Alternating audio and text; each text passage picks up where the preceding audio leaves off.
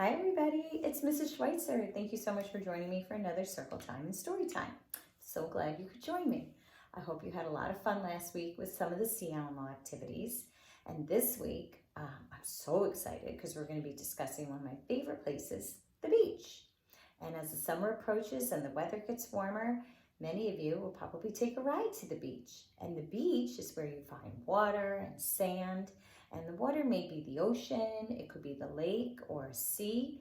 And on the sand is where I do one of my favorite things, and that's look for shells. And today I brought some of my favorite shells that I have found on the beach.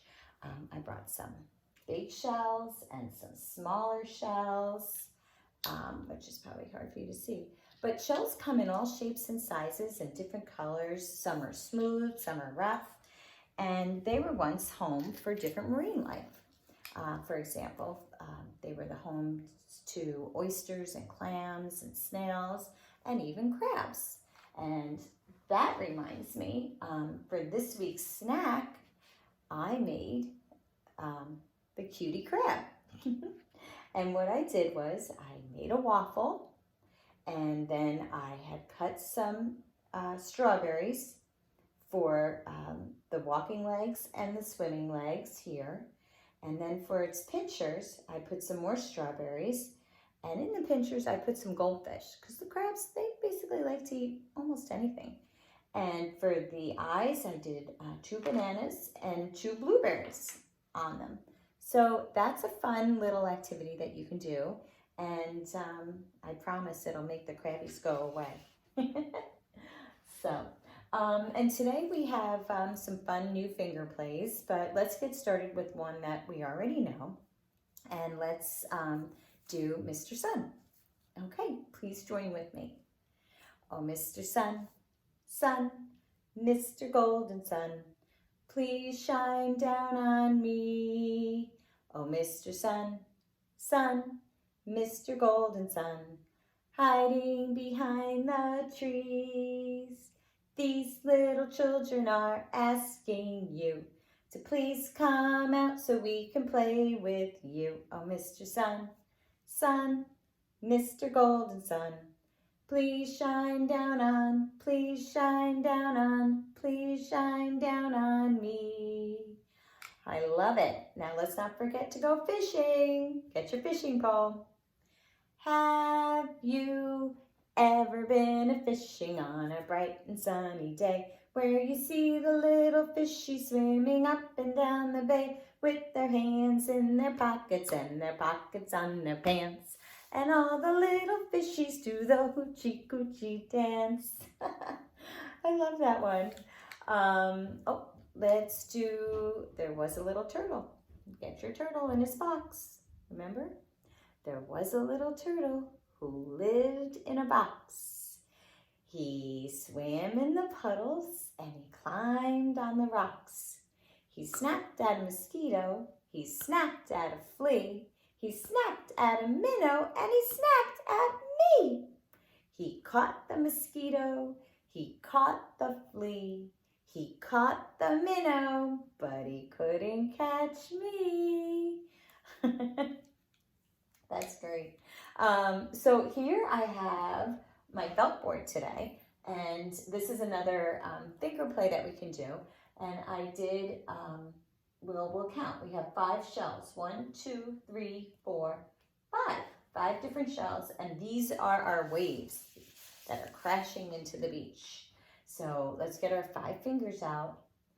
5 little shells lying on the shore. Crash went the wave, and then there were 4. 1, 2, 3, 4. Ready?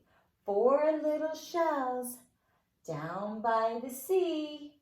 Crash went the waves, and then there were 3. 1, 2, 3.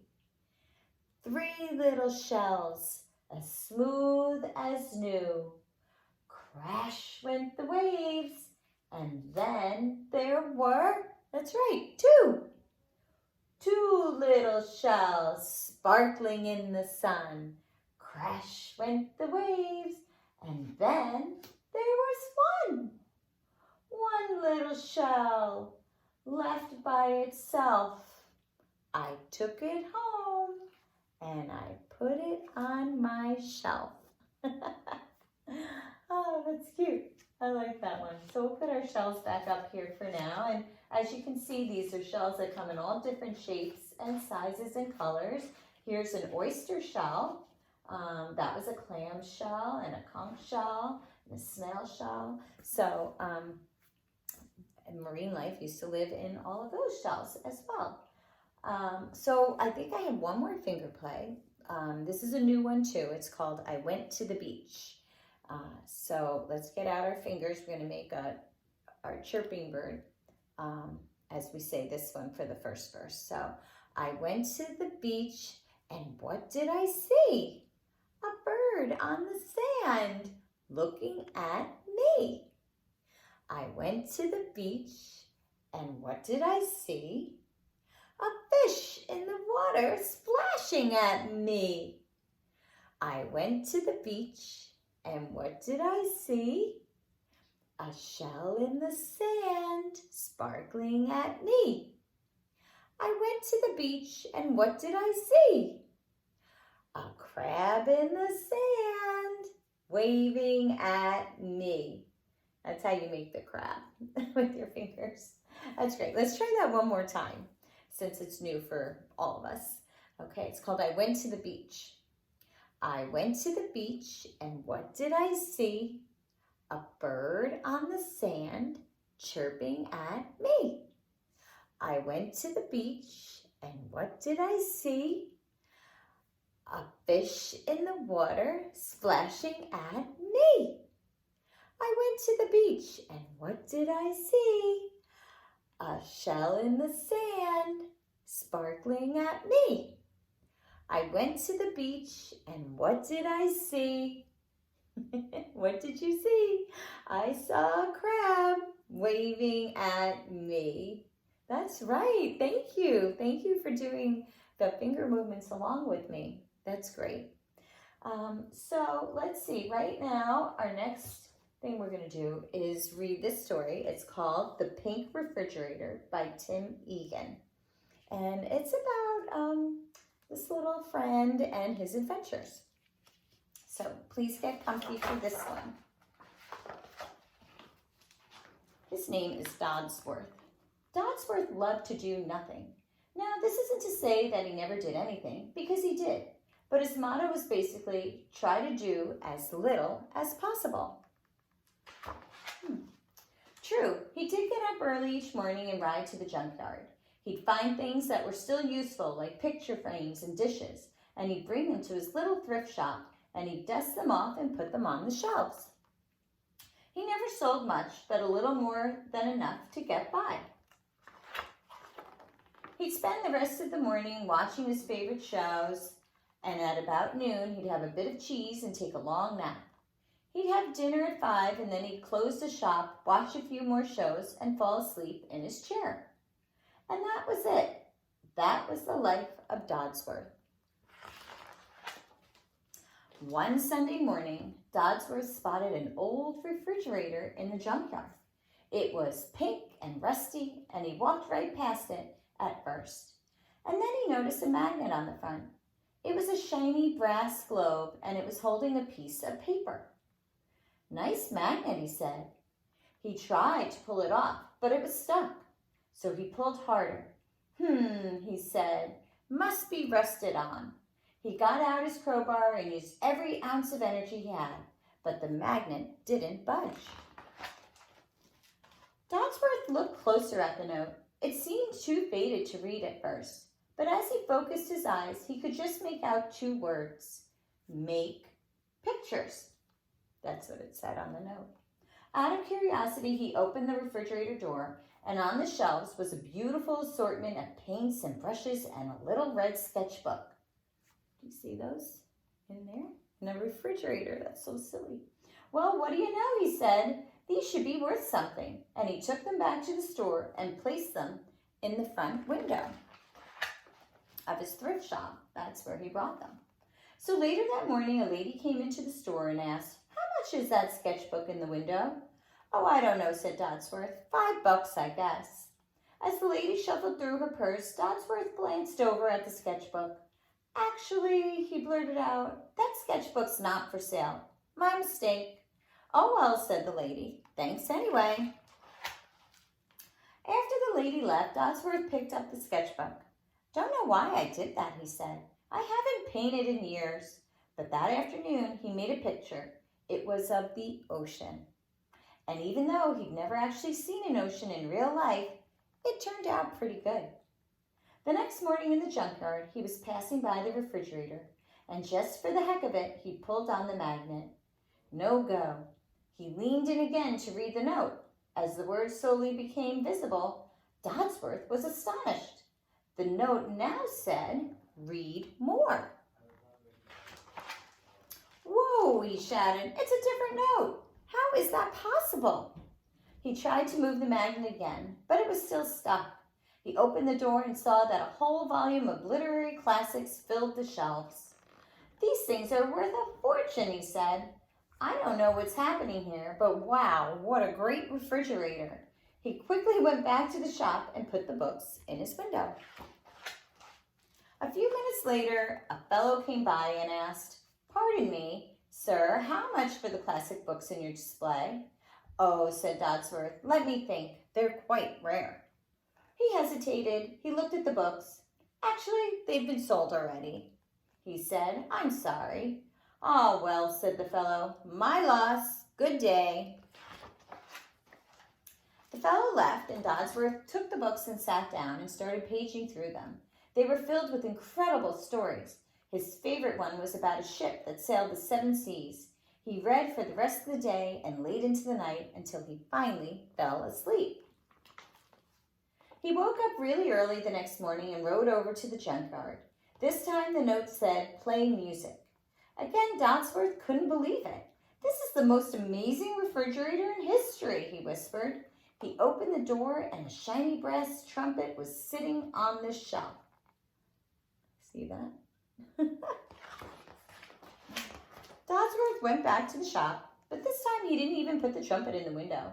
He just started playing. Since he didn't know how to play, it didn't sound very good at first, but by nightfall he was able to get a couple of good notes out. Dodsworth raced to the refrigerator the next morning. This time the note said, "Learn to cook." Inside there was a cookbook and a whole assortment of ingredients. He rode back to the shop and cooked all day and made one of the best meals he'd ever tasted. He was a gifted chef, and he'd never even known it. The next day, the note said, "Plant a garden," and inside was a tiny little tree and packets of seeds and little shovels and clippers. Bursting with new enthusiasm, Dodsworth went back and planted all afternoon. He had such a great time that he couldn't believe he hadn't ever done it before. And on Friday morning, Dodsworth rode confidently toward the refrigerator, eager to see what it had to offer. He leaned down and slowly read the note. It said, "Keep exploring." He opened the door, hoping to find something fabulous, but there was nothing there. "Hey," he shouted, "what's going on?" He looked through all the drawers and in the freezer, but the refrigerator was empty. "That's not fair," he said. "Now you're nothing but an old, broken refrigerator." Disappointed, he slammed the door. The magnet fell to the ground and the note blew away. "No," shouted Dodsworth as he ran through the junkyard trying to catch the paper. But a breeze pushed the note over the fence and up into the sky until it disappeared. Do you see the note? It's floating in the sky up there. Oh no. Dodsworth was stunned. His shoulders dropped. "I can't believe it," he said. "All my good fortune gone, just like that. Just when everything was getting started." He took the magnet back to his shop, sat down, and started watching his shows again, all the while thinking about what the note said. Keep exploring. At 7:15 that night, in the middle of his favorite show, Dodsworth looked at the magnet. He suddenly felt a great sense of wonder about everything. He jumped out of his chair and filled his bicycle with all the things from the refrigerator. The paints and brushes, the sketchbook, the classic books, the trumpet, the cookbook, even the garden. He walked outside and used the magnet. He hung a small sign on the door that read, "Went to find an ocean." He rode to the junkyard and over to the refrigerator. In the glow of the moon, it looked old and rusty and beautiful, and Dodsworth smiled, tipped his hat, and pedaled down the street. The end. So he got a lot of inspiration from all the notes and the things inside that refrigerator, and then he was inspired to keep exploring.